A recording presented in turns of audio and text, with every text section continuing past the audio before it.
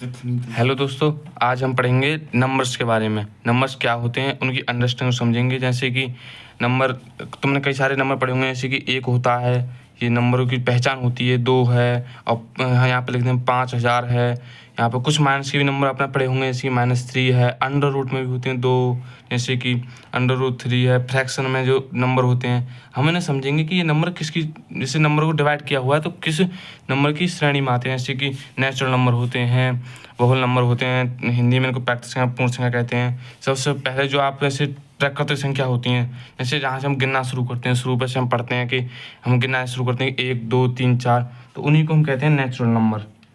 Natural number natural number से हम गिनना शुरू करते हैं, जैसे कि 1 से 2, 1 2 3 4, 1 2 3, और हम गिनना तो कहीं से कहीं तक भी गिन सकते हैं, जैसे कि अनंत तक जा सकते हैं हम गिनते गिनते।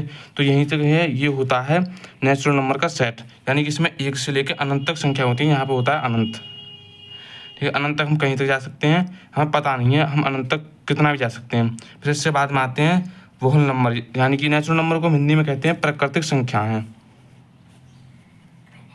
प्राकृतिक संख्याएँ। फिर आते हैं बहुल नंबर। बहुल नंबर कुछ नहीं है, एक 0 एक्स्ट्रा हो जाती है। बहुल नंबर का मतलब होता है कि जो पूरे नंबर होते हैं, जैसे कि पूरे नंबर अब क्या है, जैसे अब तुम 10 लिख रहे हो तो इसमें जो शून्य भी जुड़ जाए ना, तो इसे कहते हैं बहुल नंबर, यानी पूर्ण संख्याएं। पूर्ण संख्याएं, पूर्ण संख्या जैसे 0 से स्टार्ट होती हैं, और फिर इसमें जो नेचुरल नंबर वो सारे आते हैं इंक्लूडिंग 0, और इन्फिनिटी तक ये जाती हैं। 0 से इन्फिनिटी तक होती हैं बहुल नंबर। इसमें 0 निकले मतलब ये टोटल होगी, पूरे नंबर इतने ही होते हैं 0 से लेकर इन्फिनिटी तक। फिर आते हैं इसके बाद में इंटीजर। इंटीजर यानी कि जैसे हम दर्शा रहे हैं कि उसको 2 रुपये लॉस हो गया, तो हम इसको दर्शा रहे हैं कि उसको -2 रुपये लॉस हो गया, और उसको फ़ायदा हुआ तो उसको प्लस से दर्शाते हैं, जैसे 2 रुपये उसके प्लस हो गया, यानी फ़ायदा हो गया। तो ऐसे होते हैं। माइनस में जो इंटीजर को दर्शाते हैं, तो उसको जो माइनस में संख्या होती है उनको हम इंटीजर कहते हैं। जैसे कि अब इंटीजर को यहाँ से लिख रहे हैं इंटीजर्स। अब ऐसे ये 0 से लेकर बहुल नंबर तो आ ही जाते हैं उसमें।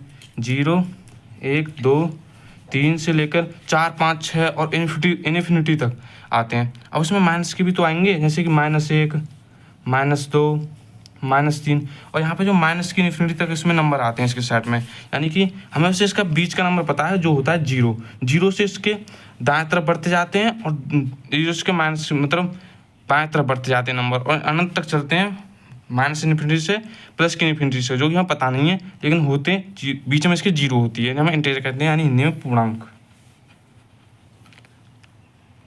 यहाँ पर पूर्णांक कंप्लीट होते हैं। फिर अब जैसे आपने पढ़ी होंगी फ्रैक्शन में संख्याएं, 1/2 3/2, और जो भी संख्या जो फ्रैक्शन में आती है, जैसे यहाँ पर कोई भी फ्रैक्शन में नहीं आती है। 1 से लेकर अनंत तक है, यहाँ पर 0 से लेकर अनंत तक है, फिर यहाँ पे माइनस की भी आगे, प्लस की भी आगे। तो ये तो हो जाती है इंटीजर, बहुल नंबर, नेचुरल नंबर। अब फ्रैक्शन में संख्या आती है, तो फ्रैक्शन में जो संख्या होती है उनको कहते हैं हम, ये 2 तरह की होती है फ्रैक्शन में संख्या। एक तो होते हैं rational number,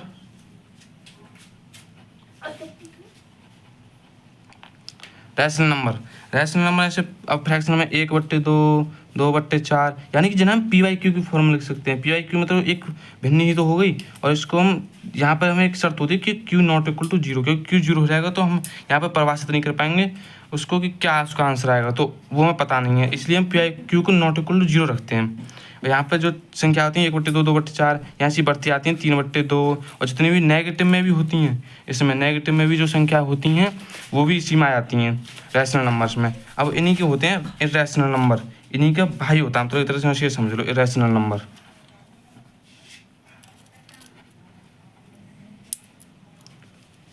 irrational numbers Hindi में कहते हैं, इनको कहते हैं परिमेय संख्याएं, परिमेय संख्याएं, और इसको कहते हैं अपरिमेय संख्याएं।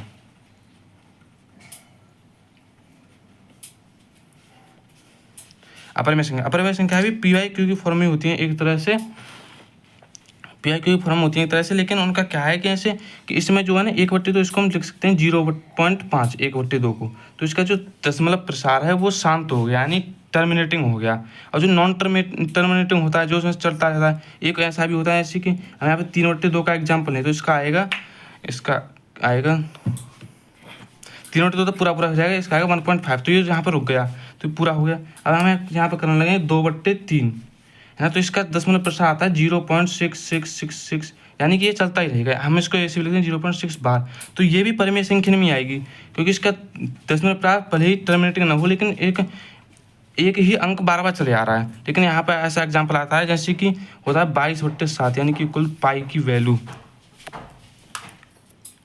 यानी 22/7 है। इसका जो 10% है यहाँ पे हो रहा है 3.14, और फिर ऐसे आगे बढ़ता जाएगा, इसका हमें पता भी नहीं है। ऐसे मैं यहाँ पर करके दिखा देता हूँ। 7 से 22 में भाग, 7 तिया 21, 1 बचा। यहाँ पे आप पॉइंट रख के लेंगे 0, 7 एकन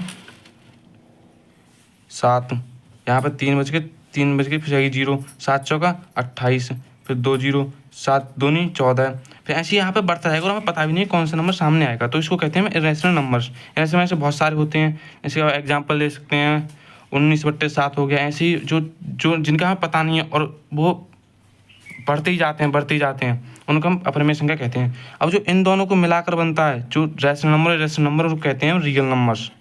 इन दोनों को नहीं, इनको भी सब मिलाकर रियल नंबर्स होते हैं, रियल नंबर्स, यानी कि वास्तविक संख्याएं। ये वास्तविक संख्या 10 में है, 10 पहला चैप्टर है, इसका नाम है वास्तविक संख्या, है ना। जो इन सबको मिलाकर होती हैं उनको कहते हैं वास्तविक संख्याएं।